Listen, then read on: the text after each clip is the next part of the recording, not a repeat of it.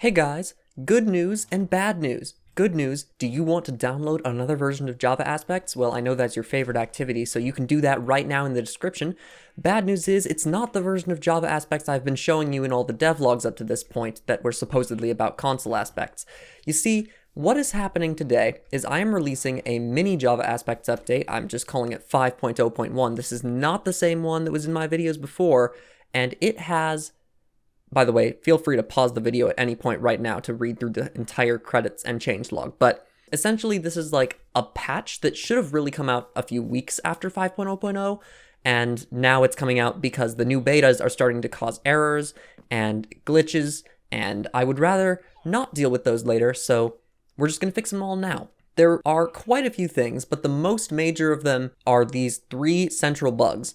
Number one, the tadpole spawn egg and frog spawn egg were super ugly, and their names didn't match the other ones. Something about Java Aspects breaks new spawn eggs whenever they get added, so I have to add another feature to make them work properly again, and I also added this for the warden spawn egg once the warden gets added to Bedrock, so the warden spawn egg will look right as soon as it's added. The other two major issues this update fixes are both related to UI, and if you did notice, I did switch to Java Aspects Performance, so to show you one of them, because it turns out in 5.0.0, the Stonecutter just had no icons when Java Aspects Performance was applied.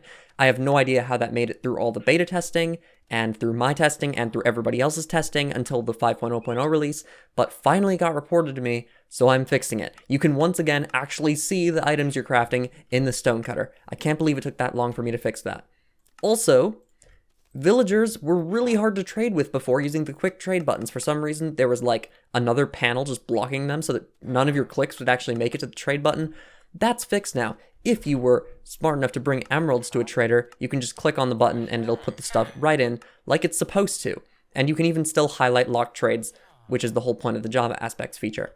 Those are the three major issues this update fixes. There's also something, if you notice on the global resources screen, when you're loading Java Aspects on the beta, it would say error, and that would probably scare a few people.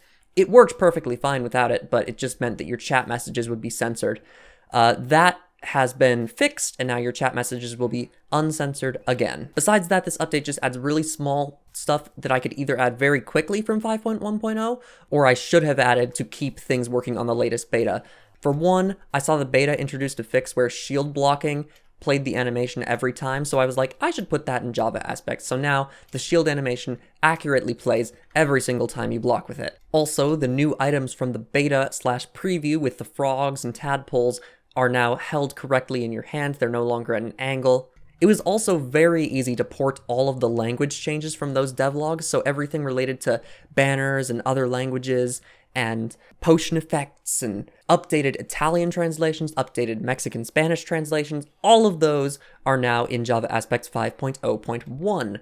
The only things that really aren't here are the major stuff, like all the new texture features, all the stuff from Fixed Vanilla, all the zip files, all the Lucas parody pack stuff that was left over, all of the overlays when you hit entities or they're on fire. None of that is in this update. That is all still in 5.1.0. This update is really just fixes and general improvements. Besides Java Aspects, I've also updated the related Christmas chests pack, which I know is not relevant anymore, but for some reason the Java Edition developers actually changed the way the textures worked on Java right after I released the pack, so I had to release a little update now. Now Ender chests no longer have the Christmas chest texture, which makes total sense because it was very hard to differentiate them before. But that is all for today. Go download this new version of Java Aspects. If you use Performance especially, it will fix the Stonecutter issue. If you use any version, it will fix the villager trading buttons.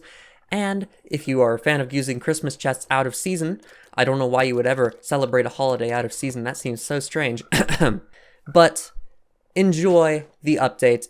Console Aspects is still under work, Java Aspects 5.1.0 is still in progress, but at least you can enjoy some fixes while you wait.